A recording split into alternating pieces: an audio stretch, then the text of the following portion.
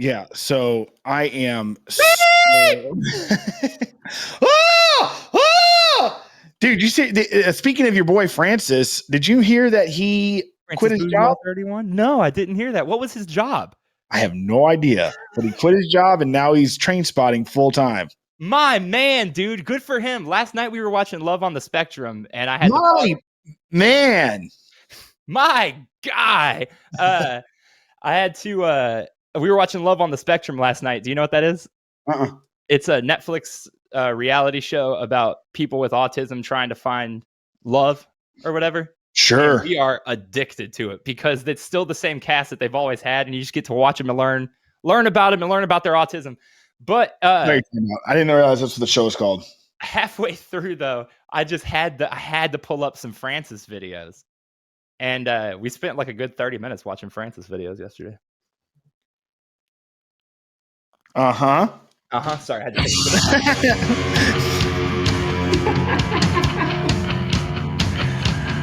Sorry, I had to send out the "I'm on a podcast, I can't talk right now" text. You know, I know how that goes.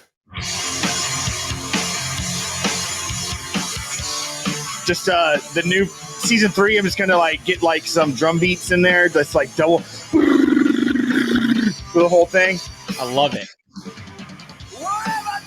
All right, what's up, everybody? Welcome to another episode of I Didn't See It, But I Believe You. I'm Doug. I'm Joel. And this is episode 126. Sorry, I took it from you, dude. Is it really 126? I thought it was 127. Huh? I thought it was 127. Am I wrong? I don't know, dude. You know how many times we fucked that up? It's none. We'd never fucked that up. Let's see. I Didn't See It is on episode 126. I said that. Yeah, I know. That's my bad. So anyways, first and foremost, we need to do a little disclaimer. I guess that's the right word. We have been changing some things on our end.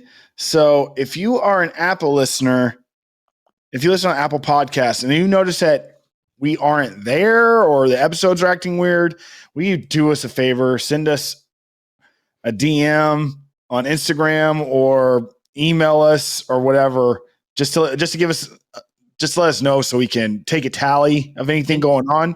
And if we don't hear from any of you, we'll just assume that it is gone and you couldn't find us. Because how are they going to hear this? God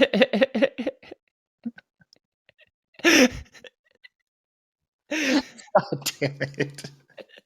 Our Apple listeners just, I fucking guess they quit. It's all done. It's over. That was it. 125 episodes. They fucking bounced. God damn it. I can check Caroline's thing a little later. She's got all that Apple shit. They're just sitting there, just waiting. Well, where'd they go? Oh my God. That is a good point. Oh shit. Because nobody watches this. Nobody. Oh, Jesus fuck. That was, so we hope you're hearing this. If you're hearing this and your friends also listen and your friends use Apple and you use Android, ask them if they're listening. So I guess really the only option we have. I guess we could just reach out to your friends with Apple and tell them all about our podcast. And then when they can't find it, we'll find out. Hey, I got a question, and I hope this isn't too personal for the show. Shoot. But, dude, you have a Instagram. Yeah. Well, I have not a private one or a personal one, but yeah. Do you want people to know that's you? Yeah, I don't care. The moving picture house is yours. We've done this shit so many times. Yeah, moving picture house on Instagram is me. And you have so many followers. I have a lot of followers. And you have a gorgeous, it is a good looking Instagram. I admire it. Yeah, your grid. Anytime, dude, you can take yours and just I'm like, man, that grid looks great. Makes sense. I love the grid. Thank you. The grid's tight. Yeah. It's awesome. Mm-hmm. You run our Instagram. Uh-huh. We have 33 followers. Let me point this out. Times are way different on Instagram now than they were in 2013.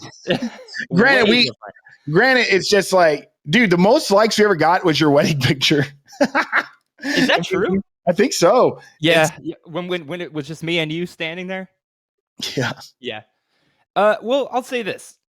When I joined Instagram, what do you think I'm doing? Jerking off, pulling your pud. Pulling your pud.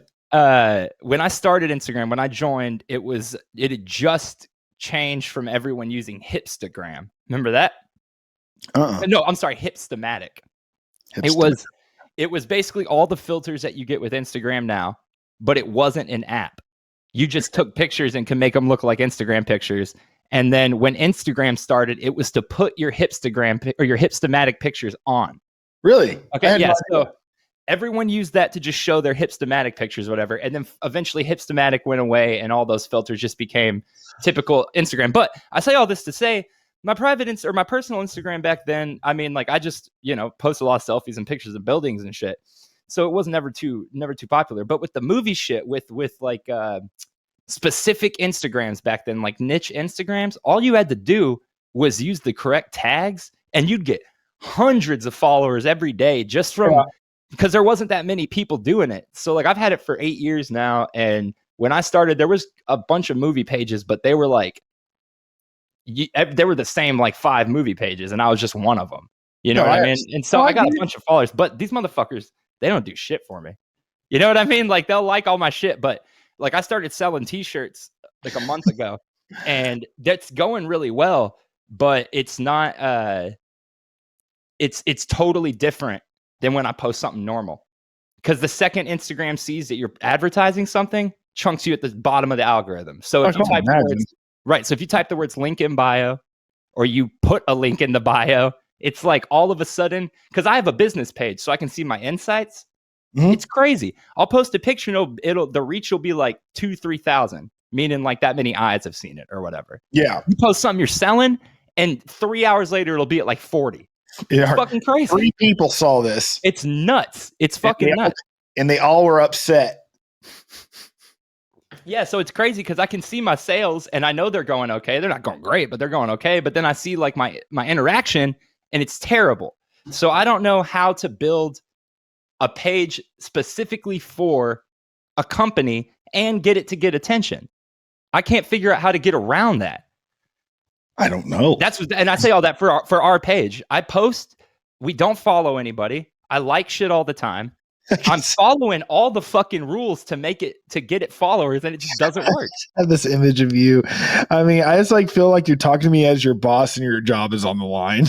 No, it frustrates me. It frustrates me because I'm really fucking good at Instagram and I suck with ours and I can't dude, I've started so many Instagram pages and all of them have done really well. And then this one is terrible. Oh, I could just see you as like at a board meeting. You're not just supposed to be there and be like, hey, I see you take the floor for a minute. Just start rambling.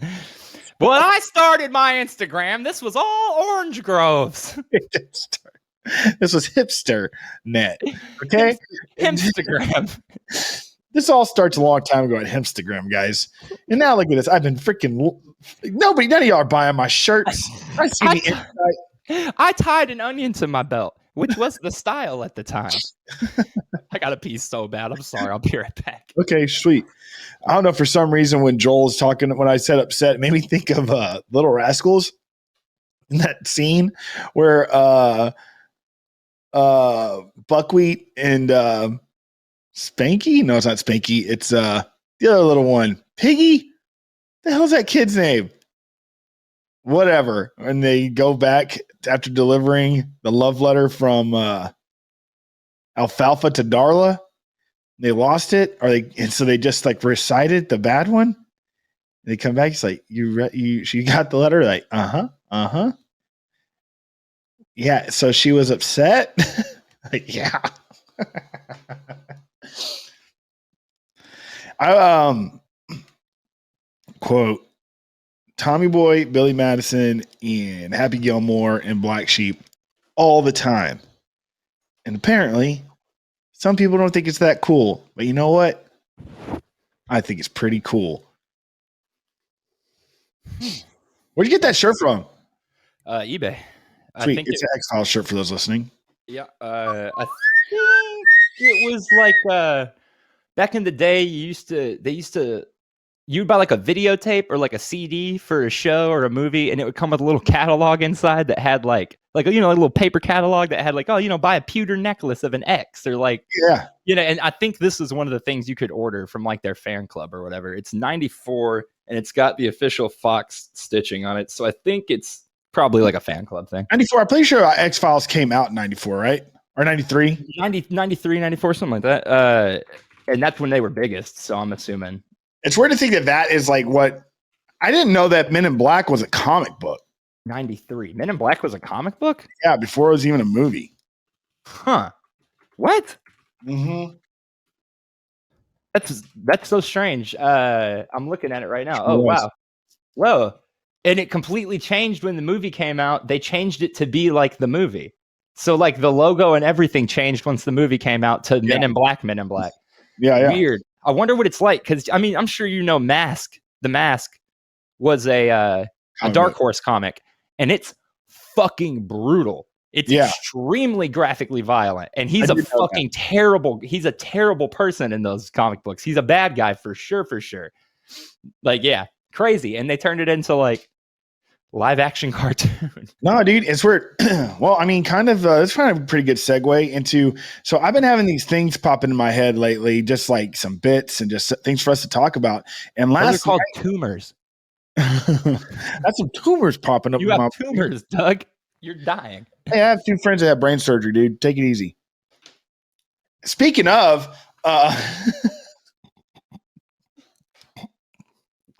they're fine. They're fine. They both made it. They're both good. They're good.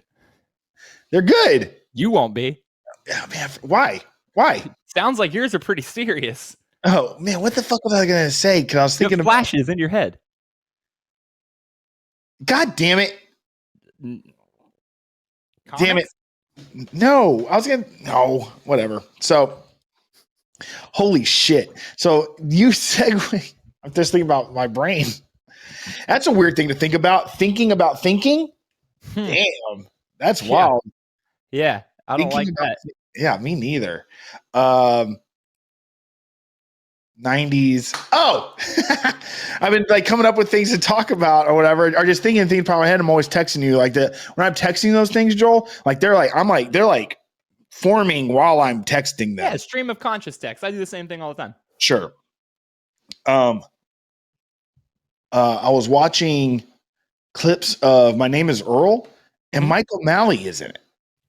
That's right. And I was like, I don't think I realized that. I've seen maybe 4 episodes of My Name Is Earl. But the whole thing, I mean, but anyways, I was just like, why the hell is Michael Malley in here? Because I'm like, it wasn't a big role at all. And so I started thinking about it. I was like, dude, he had his own sitcom. He was like on Yes Dear. Oh yeah, Yes Dear was like had like seasons on season, and it was CBS, and CBS was like at that time, probably still is, like ruled the sitcom realm, which is so bizarre to me. Wait, are you sure, Doug, that he was in Yes Dear? Yeah, he lived in the backyard with his smoking hot wife. Dude, do you know who Michael Malley is? Do I know him? Yeah, I'm on his IMDb right now, bro. He was not in. Oh shit, sorry. That show is way older than I thought it was. That's my mistake. I was looking after My Name Is Earl to try to figure out what he did. That's before. No, that's what I'm saying. Yeah, My Name Is Earl. And so, but before that, which our generation, we all know and love him for, is Global Guts or even Guts, right? Yeah. So Michael Malley, I looked him up, and what I gathered, and also, you can't trust those net worths on the internet. No, absolutely not. But it says it's worth like $15 million. Dude, I was watching a podcast the other day, and I can't remember specifically who it was that was on, but Chad Ochocinco. What? Chad Ochocinco. Yes. What the fuck? How did you know that? And they look up his net worth, and it's totally wrong. What was that podcast? And he showed him his bank account. He literally showed him his bank account. He had $15 million in the bank when he showed it to him. The bank.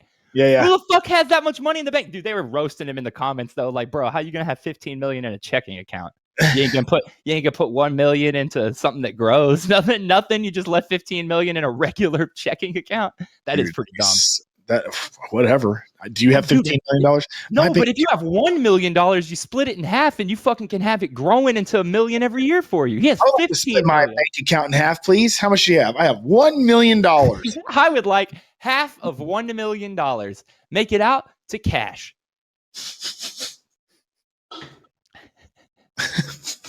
Do you ever think about... Wait, hold on. Oh, sorry. No, but Mike O'Malley. Yeah. I cannot stop thinking about this dude. Like, what? How does somebody like that, an average Joe, you know what I mean, get into this sect of career? Well, you know what I mean? Like, what's his life? I have an answer. I think I have an answer for that, actually.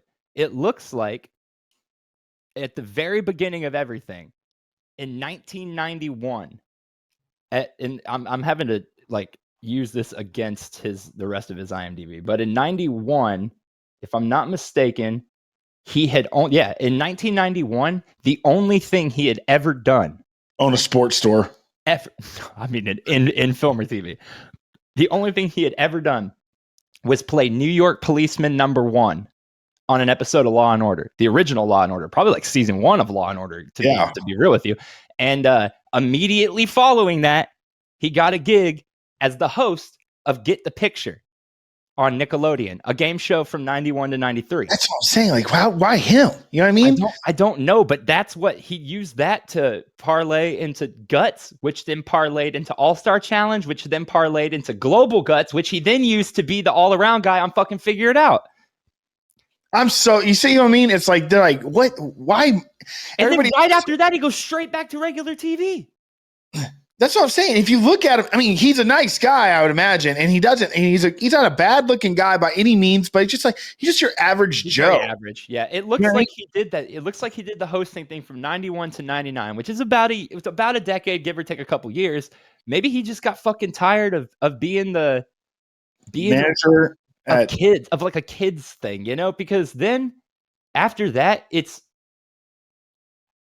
all real small bit roles and shit. That's what I'm saying. Like, he had like a celebrity. Then he's just then he's like just doing B rolls. You know what I mean? Well, and the weird thing is, I'm looking at the movies he was in after that. The movies aren't small movies, but he's got small roles. He's in Deep Impact. He's in Pushing 10 with John Cusack. He's in 28 Days with Sandra Bullock. He's in Meet Dave with fucking Eddie Murphy. Eat, Pray, Love with Julia Roberts, Cedar Rapids with Ed Helms. Imagine going to Sandra Bullock and be like, "Have you ever met Mike O'Malley?" She's like, "Who the fuck is that?" Then you show him her picture, and she goes, "Who the fuck is that?" Like, Global Guts, you were in 28 Days with him? Come on. Isn't that the fucking movie where she's a drunk and she has to go to rehab for like 28? I was about to say for 30 days, for 28 days. I have no idea. I don't even know. I was thinking of a zombie movie when you said that. No, the cover is like Sandra Bullock laughing. It's like, that's the cover. And it says 28. Anyway, so Mike O'Malley, yeah, that's interesting because, and we were talking about this earlier, there really is a really weird era of Nickelodeon where you can find a bunch of people who would go on to at least be interesting in other regards. And the person I brought up when you brought up Mike was Omar Gooding Jr. or Omar Gooding. I guess the Jr. is not part of his name. So Omar Gooding is, of course, is not related still? No, he is. He's his brother. That's Cuba Gooding Jr.'s brother. Okay. Brother? Yes. So we all fucking know him from Guts. Yeah. Right? Yeah. Okay. So this motherfucker, I'll never forget this. Do you know what Baby Boy is? Mm-mm. Okay. Baby Boy is a gangster movie that stars Tyrese and Snoop Dogg. Oh, yeah. I've never seen it, of course. It's fucking awesome. I mean, at least it was to me when I was in high school. He plays a gangster in that. And I remember being so fucking blown away by that the dude from Guts was a gangster in Baby Boy. And then after that, I started noticing him and stuff. Because beyond Guts, he was also the lead on Smart Guy, or the second lead on Smart Guy, this Disney show. So he was like really a mainstay in my childhood. And then he gets out of that and he just does a bunch of fucking random shit, like Mike O'Malley. He did Baby Boy, but then it's all random shit. Bit roles on Grey's Anatomy, bit roles on Single Ladies, bit roles on Breeder. Like a lot of these I've never even heard of. Breeder?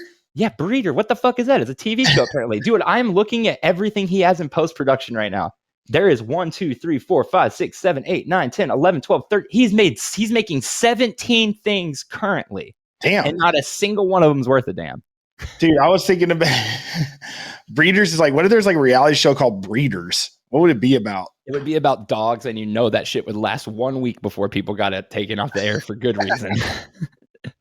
Dude, dog breeding's so crazy, especially like when you realize that they're just like inbreeding them to bits and pieces. Yeah, dude, that's how pugs can't breathe. Yeah, and freaking neither can English bulldogs. Yeah, it's fucking crazy. And like, honestly, I'll tell Caroline this all the time because she loves them. But I'm like, we're not getting any dog that I have to fucking listen to it not be able to breathe all day long. I'm not squeezing anal glands. They're cute, but this motherfucker is going to die. And it's not going to be fun to watch him die because they die because they start not being able to breathe and shit. I mean, but we all die, you know? Yeah, but I don't want to watch. Or not yet. Well, you know, dude, or like you don't have to die. I mean, if Arrakis was a real place, you know what I mean? Iraq is a real place. No, Arrakis. Oh, they said if Iraq was a real place.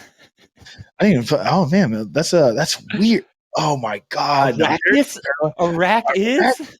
And then spice, oil is money, money is life. I don't know. That's a pretty deep stretch. But anyways, spice. Do you know that's what they get high off of? They get high. Yeah, and they're addicted to it, and it adds decades to their lives. Yeah, they're all tripping balls. Yeah. Their eyes are just like floating. The bear. That's not because of spice. That dude is. I thought he was so fucking crazy. Look at as that was like a realistic fucking Baron too. Like, oh, dude, I agree, and I honestly cannot get over that he is the father of the Scar in his of Pennywise and the dude from True Blood. I cannot get over that. Love those guys too. They're also fucking good. And if I'm not mistaken, he's also there's 4 of them, and there's Stellan, Alexander, Bill, and it's like a 4th one too.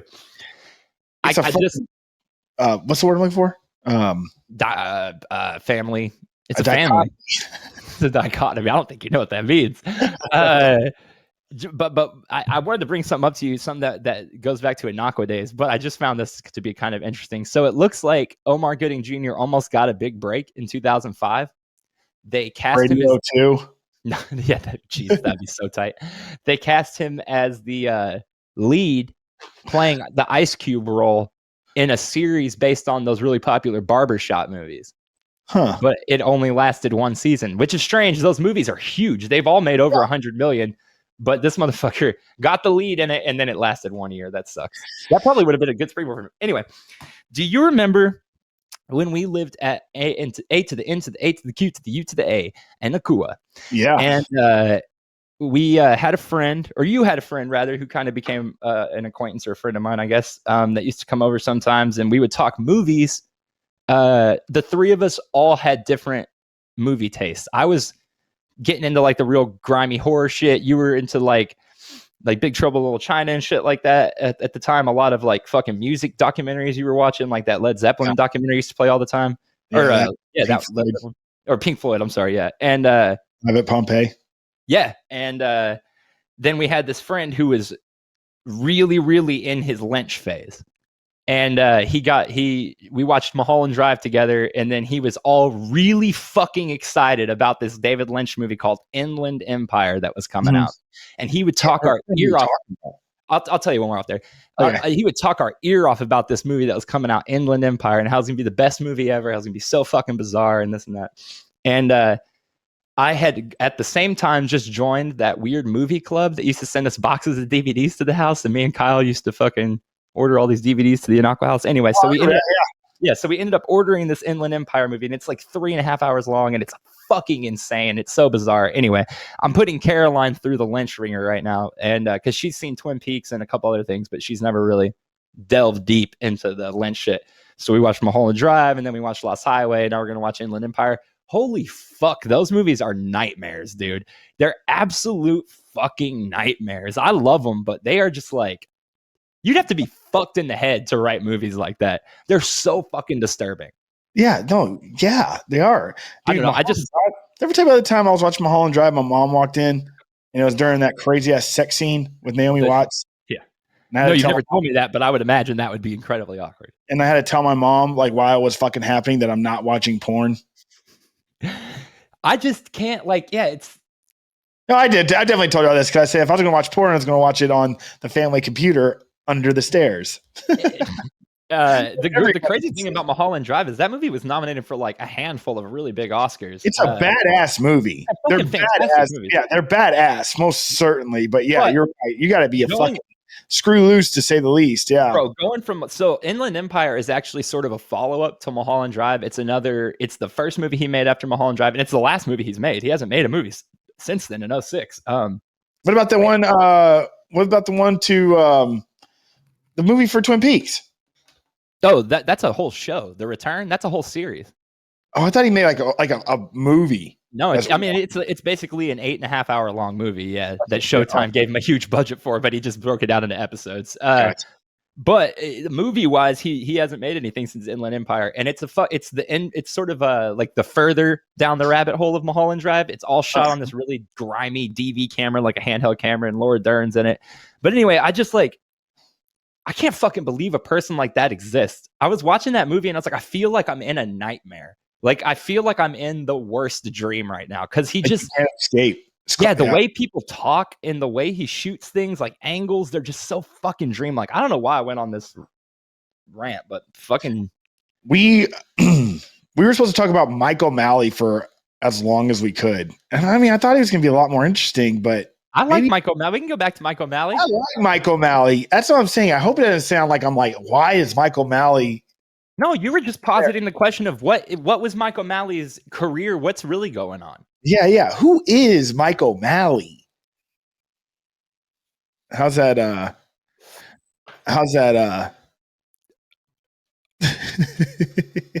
What'd you call it again? Pocket rocket? What'd you call it?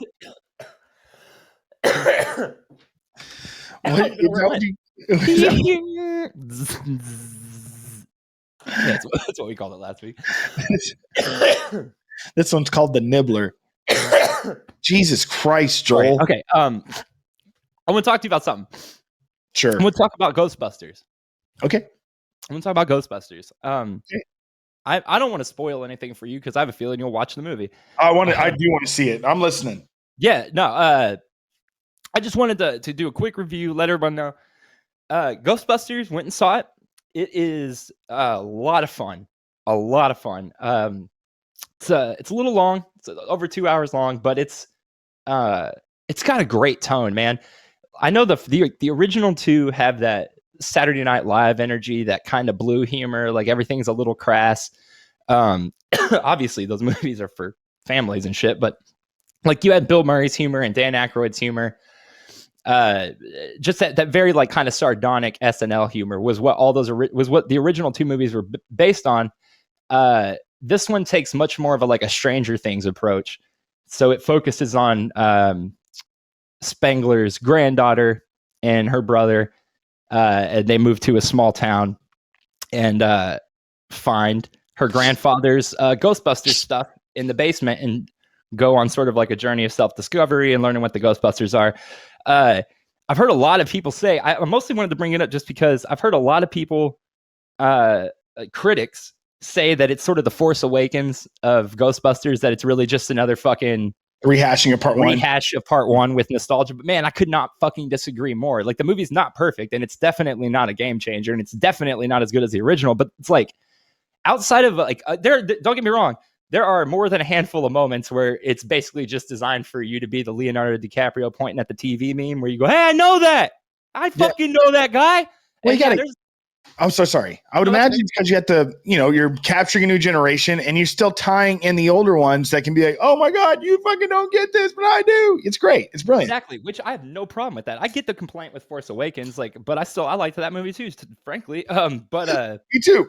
Yeah, I got no problem with nostalgia when like Jurassic World as well. We all went and saw that because the trailer was like, hey, do you like Jurassic Park? You're going to fucking love that we did it again now. So anyway, I fucking was expecting it to be nothing but like, hey. But really, that only happened a few times. The craziest part about it to me was that it captured the tone of of the actual monsters and ghosts really well. So it's in the trailer. Gozer's back. The fucking dog, the crazy ass. Right. It's practical. It's a puppet. And I was oh, really? Yeah, I was so fucking jazzed. I mean, there's shots of it, like when it chases Paul Rudd, there's shots of it that are very clearly CGI. They probably would have done that back then too if they could have. But the parts where it's just like a close-up on it, or it's snarling at somebody, or it's chilling, all a puppet. It's so nice to see. Yeah. It's so nice to see. They're actually called terror dogs. Terror dog, yeah. I will say that there is almost every spoiler, I guess. So if spoilers, I'm not going to spoil anything, but spoilers. I think it's pretty clear in the trailers what the climax of this movie involves. It's not a secret, really. But I will say that the last 15 minutes of this movie are frankly magical and make the entire rest of the movie it doesn't matter. I liked the whole movie, but after the 15 minutes, my score went from like a 6 or 7 out of 10 to like an 8 or a 9, because you leave the theater on a fucking high. You leave the theater on such a good note. Everyone was walking out the theater, man, it was fucking awesome. Loved it. Can't wait. I hope they do a sequel. I walked out of the 2016 one and no one was even fucking talking. Everybody's just like, all right, well, that was a movie, and went home. This sends you out of the theater being like, fucking Ghostbusters. I ain't afraid of no ghost. Bustin' makes me feel good. And Bustin' makes me feel good. Hey, I got a little story about that. So anyway, go see Ghostbusters. It's great, and I think everybody will really enjoy it. Fun for the whole family. In the original movie, Dan Aykroyd has a wet dream. Yeah. Everyone knows that. He gets a hand job from Gozer Ghost. Or whatever. It's called a succubus. So, yeah, from the succubus. An incubus. She gives him an HJ. Who knows? But while it's happening, the Ghostbusters theme song is playing. Yeah. Okay. They're in the movie. The guitar riff that's happening right when he's busting is during the part of the song where it says "Bustin' makes me feel good." This is really. And dude, apparently when it released in theaters, they left the lyrics in. So like right at that moment, it says "Bustin' makes me feel good," but on video, the lyrics are gone for the only time in the movie. The lyrics cut out right there. It's probably for the best. That's just so funny to me, though, bro. Bustin'. That's slang from now. Yeah. It was bustin'. Bustin' makes me feel good. Bustin' makes me feel good. Bustin' makes me feel good. That's so weird. Aren't you going to Dallas today? Yeah. Joel does Dallas. Joel does Dallas. Yeah, I can go in there a lot, actually. I'm going there a lot, actually. To be honest, let me give my quick rundown thoughts at Dallas. Okay. Way too big. Sure. Way too big. Okay. No vibes. I'm not saying there's bad vibes. There's legitimately no vibes. Okay. It's like being in a white box. You know what I mean? Like this is a nice looking box. That's about it. Friendly people-ish. Okay. Worst. Dude, look, man. I've lived in LA. I've lived in Austin. I've lived in Cuero. I lived in Victoria. I lived in Phoenix for a couple weeks. Let me tell you something right now. This place has the worst fucking drivers of all time. I've never seen anything like it in my life. I sent you a video the other night of a fake newscast where the guy was like, it's called a turn signal. And you may already have one. Bro, they might as well take them out of all the cars here. These motherfuckers, you'll be in the fucking right lane of the highway, and here comes you seeing your peripherals. You fucking come right up. Dude, yeah, bye, man. Crazy, man. Dude. Dallas is a beautiful city. I'll give it that. Like when you drive into Dallas, it's fuck no. I like Fort Worth too, but the thing is, there is this like for people that aren't from Texas, there's this like unspoken rivalry of North and South Texas, and it's one-sided. North Texans don't really care about South Texas, but South Texas don't like North Texas. You should hear how they talk about Austin and shit up here, bro. Bullshit, they don't care. It's the exact same. When I was in Austin, everybody like, well, Dallas is the asshole of fucking Texas. You come into Dallas and everybody's like, fucking liberal Austin ruining the state, trying to get Beto in. Man, fuck them. I fucking can't stand the people here, to be honest with you. But at the exact same time, It is so nice to not have to be cool all the time. Wired. I can't fucking tell you how nice it is to not have to worry about being cool. I fucking just go out and live my life, and everybody's like, sometimes I get compliments on what I'm wearing. Sometimes nobody pays attention to me. In Austin, I spent every day being like, all right, well, I'm going to this street today, so what fucking cool shirt can I wear so that I don't look like a dickhead? No, yeah, that's true. And but also like something that got me to start like being more like open-minded about North Texas was Power Trip. Hey, that's true. I mean, there's a decent. Like, if they're from like Denton and Dallas, and I'm like, man, they're cool. They're one of my favorite bands ever. So there has to be something cool up there.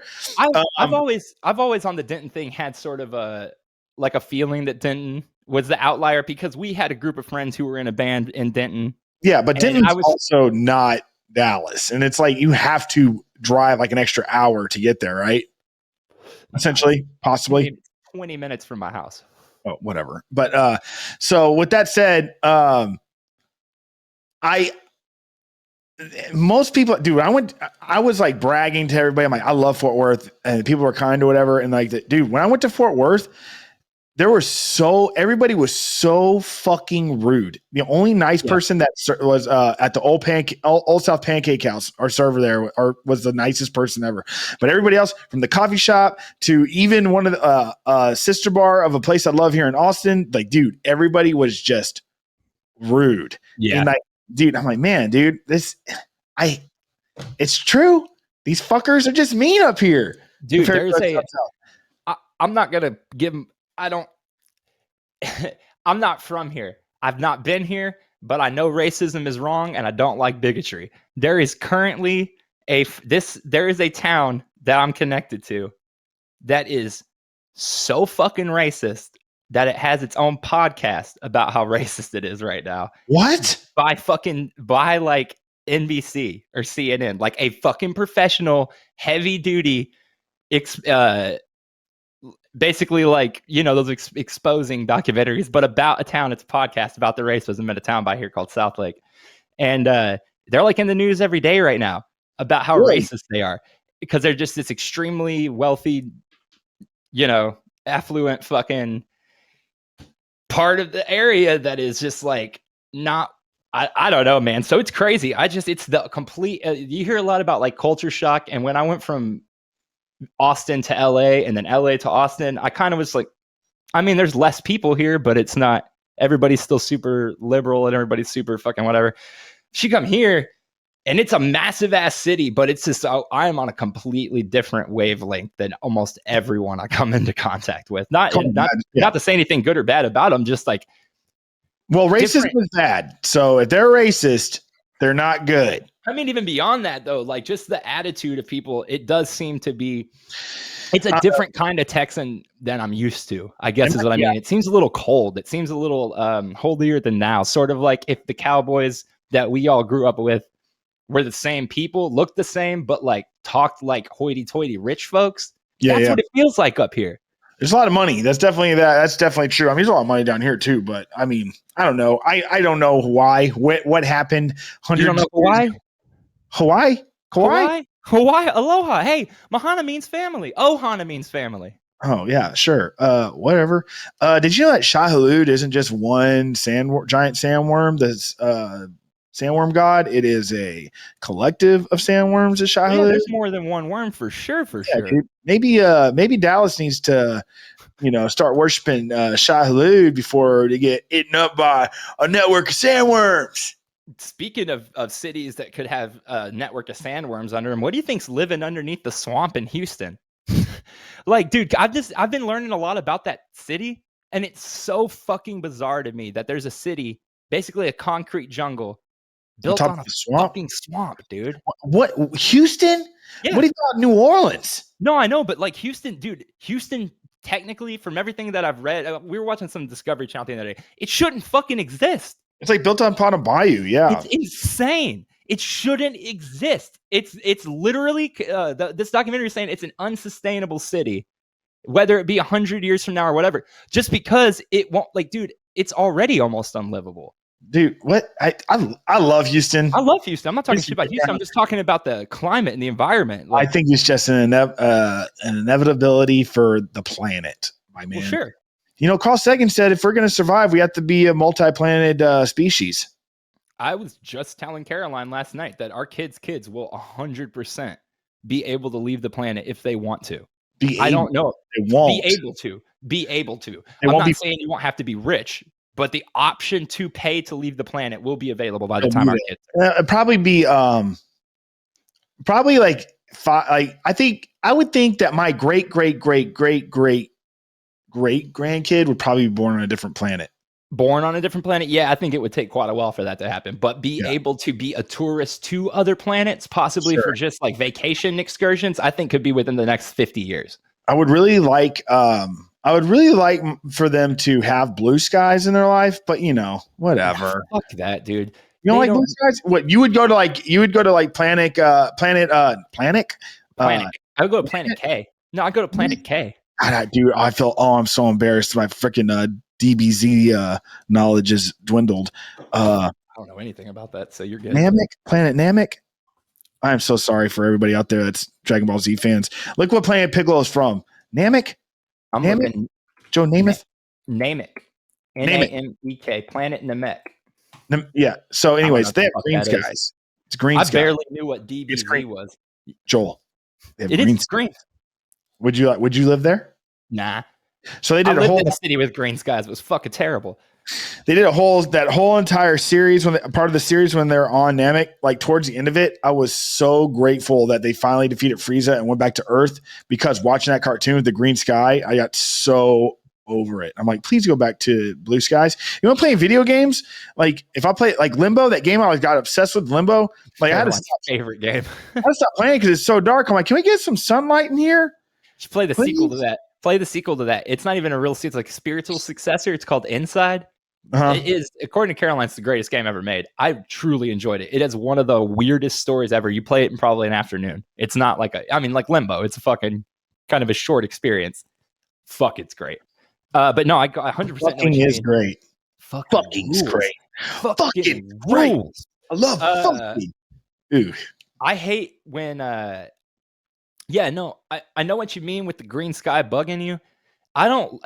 There's certain things where if it's on the screen long enough, I just can't get. I like my brain goes no, and it's one of them is in video games as well.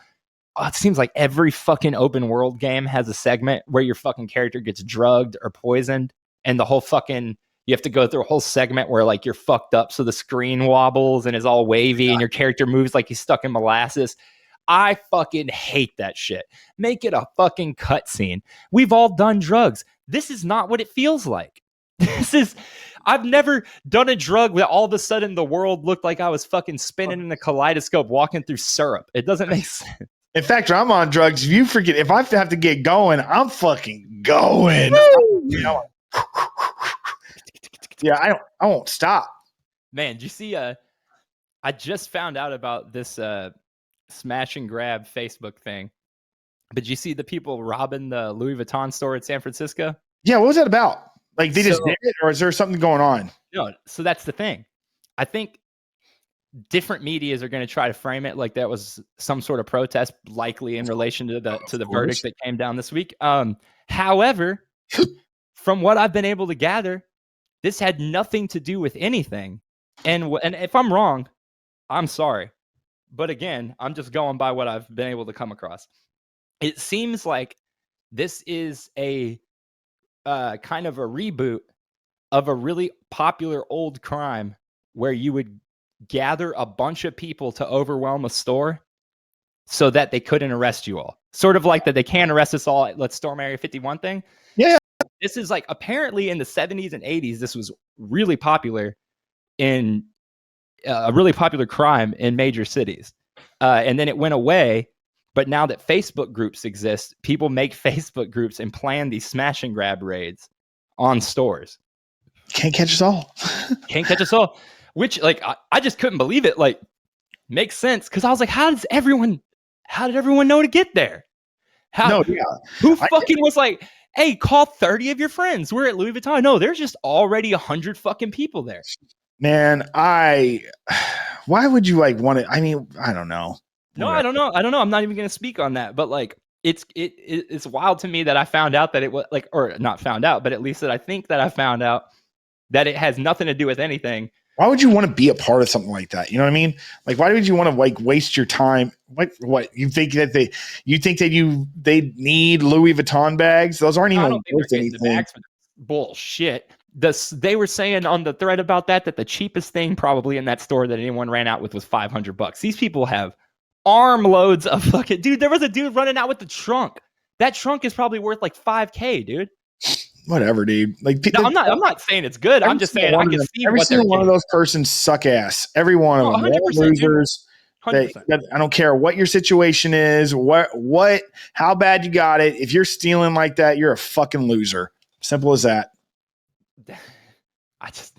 I couldn't fucking believe it. There's this dude, one of the videos, this dude runs into a Mustang and the cops absolutely fucking wreck his Mustang. But the best part of that video is the beginning of it. The camera's over here. There's a dude with so much stuff, dude. He's got so much shit. It's falling off him, and he's got a mask on his eyes and a mask on his mouth, but not on his nose. And he's booking it. And then the camera pans back and they're all focused on that Mustang. But the dude that jumps in the Mustang has one thing in his arm. The dude to the left of the camera has half of the store, and he's just running away. Dude, look, it's bullshit, but it's fun. I mean, not my fucking store, bro. I was cracking up watching that video. No, it's fucking fun. I mean, there's definitely fucking humor in it. But at the same time, there's someone in a building far away, and they're zooming into the windows, and you can see someone crawling up, scaling one of the displays inside the store like a fucking rock climber. Dude, if they were running out with loaves of bread and like meat and stuff, I'd be like, man, that fucking sucks, man. I would have some kind of compassion. But we're talking about Louis fucking Vuitton. You know what I mean? That's what I'm saying. They tried to get the Yves Saint Laurent and the Fendi stores as well. And they didn't. No, they didn't. Just broke the glass there. I imagine that after they saw how they got that Mustang, a lot of people probably tapped out. They weren't fucking around. That Mustang went from being totally fine to having no windows, no fucking headlights, half a door in like with 20 bullets? seconds. Have you not seen that? Huh. No, they don't use a single bullet, bro. 4 cops run up on the car right as he jumps in. They pull out their batons and literally destruction derby the car. That's fucking awesome. They are fucking the car up, dude. Just 4 NYPD people on all sides of the car, destroying the car like it's Grand Theft Auto. The NYPD did that? The NYPD flew over to San Francisco? Sorry, I'm NYPD, San Francisco PD. What the fuck am I talking? SFPD. Fucking, if it was NYPD, it'd be cooler. They'd be like, no, you're good. Just keep on going. No big deal. Yeah, man. Do you think? Oh, no. What? No, because I mean, I know this is the argument that people use when they're trying to justify it, so I won't even bring it up. Yeah, whatever. I was just gonna say, I bet their insurance covers it anyway. But that's only. I only think, hold on though. I only think that out loud for places like this. I don't give a. Frankly, it's wrong to steal, but I don't give a flying fuck about the bottom line of any of those stores. I don't either. But, as a principle of a human being, that is fucking stupid. Like I said, you're not stealing anything of value. Yes. Cash. Yes. But it's like, what are you going to do with that? Sell it. And then what are you going to do with it? You're going to buy something else. I'm just saying, like if you're like stealing food and stuff to feed your friends, your family, that's fine. I mean, not fine. It's like heartbreaking, but this is not heartbreaking. This is ridiculous, and just it's like, go fuck yourself. No, I'm with you. I just wanted to play devil's advocate on that because I don't give a shit. Well, you don't have to give a shit about Louis Vuitton. It's morally wrong. I think it's morally wrong. Fucking up like that. No, for sure. Gucci. How'd you feel if it was Gucci, Joel? Gucci? Yeah, what'd you feel about that? Give a fuck about Gucci. The only company I'd be sad about would be Liquid Death. Like, leave them alone. That's losing enough water for everyone. Hold on. How do you feel about Adele? I need some levity on this, bro. How do you feel about Adele? I haven't listened to any of her new stuff. She looks so different. I'm happy she's healthy. I don't know. Try listening to her new songs. Forget the new album for a second. How do you feel about Adele? You've heard Adele, though. Do you like Adele? Do you think that she is worthy of the pedestal that she's on? Oh, dude, the Rolling in the Deep stuff, man, I was in. Yeah, for sure. In. Me too. Yeah, dude, come on. I got it. I ask this because She obviously, her new album 30 comes out, I think this week, maybe. She names him after how old she is. How old she was when she started writing it, I think, something like that's really creative. So anyway, first stuff in 6 years or some shit like that. So she did this thing on Paramount Plus, like a one night only concert or whatever, and it was at the was it at the Getty? I think it was at the Getty. The Getty. No, it was at Griffith Observatory, I believe, in LA. Observatory in LA. And, all the audience is fucking straight up famous people. I'm talking Barbra Streisand, Seth Rogen, like they are packed in that motherfucker, right? And in between each song, it cuts to, and I mean, this is like one of the most professionally shot concerts I've ever seen. Like, it's up there. It's not like creative, like Stop Making Sense, but it's fucking really well shot. You know, it's very fucking professional looking. So in between each song, it cuts to her interviewing with fucking Oprah, right? Bro, I love Adele's music and shit, and I'm all for her journey in this shit. It is so wild how famous she is, Doug. Like, the air of like royalty that was surrounding the whole situation was bizarre. Like, I could not stop bringing it up to Caroline. Like, how did she get this famous? Like, don't get me wrong, her music's incredible. She's like a god, bro. She's fucking, these are massive celebrities, right? And they're fucking losing their shit over her just being there. And she's got this weird sarcastic, like, almost like she says some shit where like there's moments where you're like, damn, you're fucking pompous as shit, aren't you? Is she Cockney? Is she? What is she? She's got that kind of snarky. Shit, you sound like you're from London. Yeah, kind of. But like, like the first line in the whole concert, the first spoken words is she walks out fucking to a huge standing ovation of all these famous fucking people, and she goes, "This is so posh, isn't it?" Or "Look how posh," or some shit like that. And I was just like, yeah, yeah, kinda. And like the whole time, it's just like, man, dude, I just don't understand how someone gets that famous. And it's Adele. It's like, dude, I remember when Hometown came out, when I still lived in Austin the first time, 07 or something, and here in Hometown and being like, man, this chick's got some pipes. And then now she's like huge. Dude, she sold something like 300,000 physical copies of that album already, and it's not even out. Physical copies. Who's buying CDs? I don't know, dude. I don't know. How do you feel about CDs? CDs nuts. Woo! Oh. Hey, how do you do you like using eucalyptus?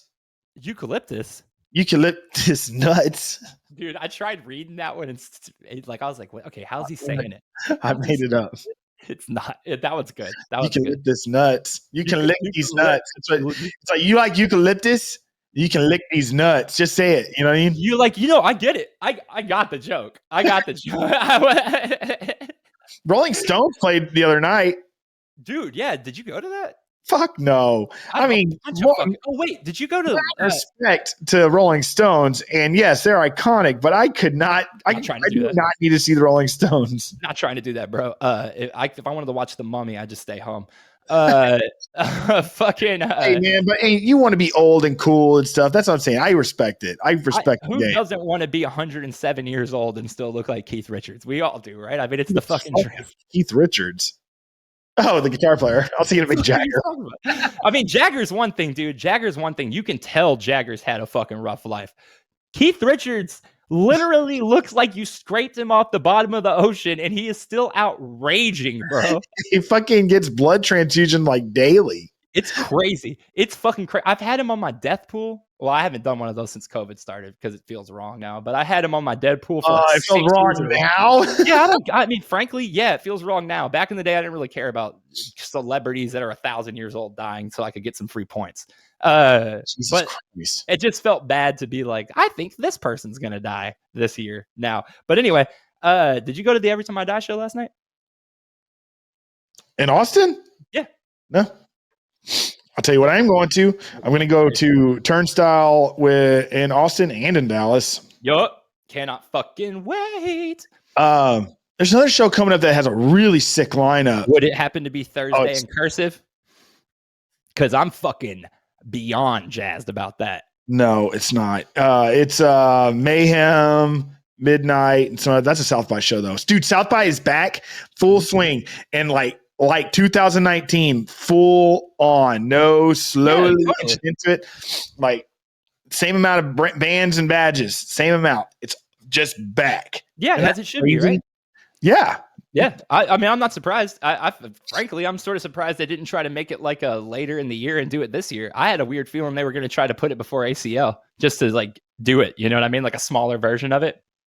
What? But last year when they canceled it last year in 2020, back then assumed that they wouldn't be able to do it in March of this year, but that they would push it and do it in like the summer of this year. No, it's 2020. 2022 it's finally it's back. That's cool.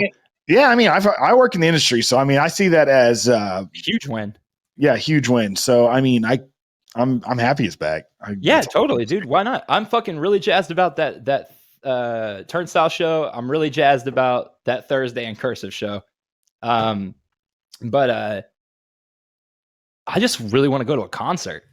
Yeah, rock and roll. No, I haven't really. I don't think I've been to one yet. Or maybe. I went to ACL. What am I talking about?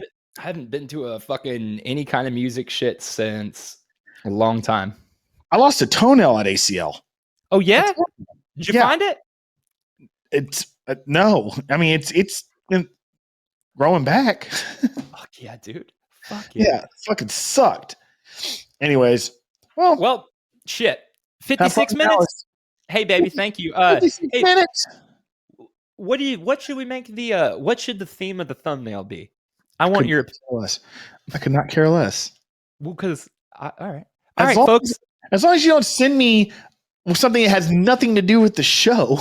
What did I send you that had nothing to do with the show? Right. It was like our heads on Nightmare Before Christmas. Oh yeah. Didn't say a single fucking word about it. Like, no. Well, thanks a lot for listening to this episode.